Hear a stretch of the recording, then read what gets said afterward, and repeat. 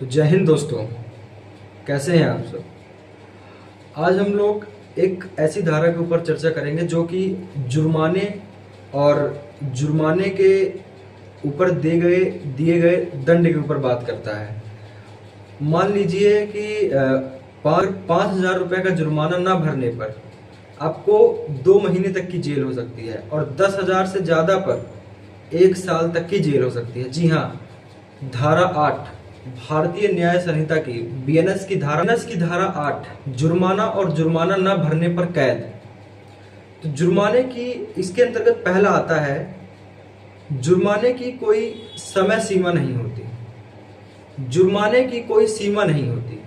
अगर किसी अपराध में कानून ने अधिकतम जुर्माना तय नहीं किया है, अधिकतम का मतलब है कि ज्यादातर जुर्माना उसमें तय नहीं किया गया है, तो कोर्ट चाहे कितना भी जुर्माना लगा सकती है। लेकिन हाँ, पर शर्त यह है कि जुर्माना उचित और पेएबल होना चाहिए। मतलब वो जुर्माना ऐसा लगाएंगे कि मतलब जुर्माना आप दे पाए।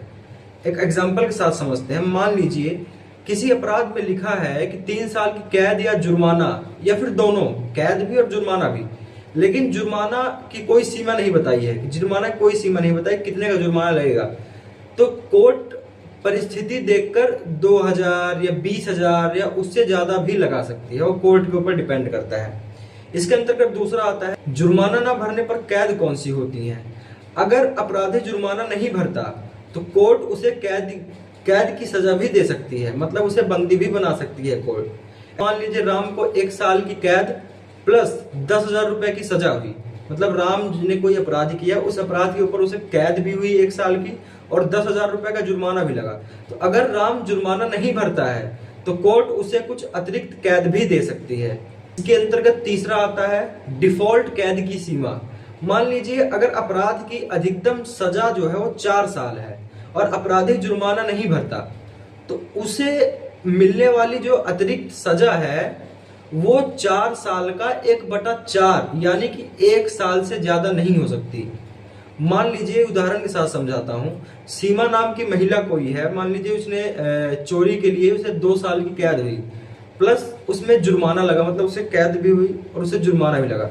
अगर वह जुर्माना नहीं भरेगी तो कोर्ट उसे अधिकतम 6 महीने मतलब कैसे, 2 साल का 1/4 करेंगे।